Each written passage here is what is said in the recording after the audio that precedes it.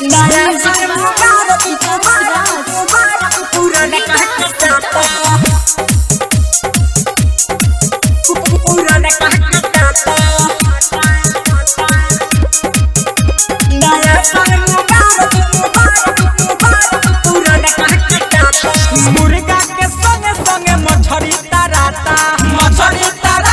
हो मछली तराता मुर्गा के संगे संगे मछली तराता हो मछली तराता ससुरा में माल हमर सनतिया आता हो सनतिया आता नया साल मुबारक पुराना कहके टाटा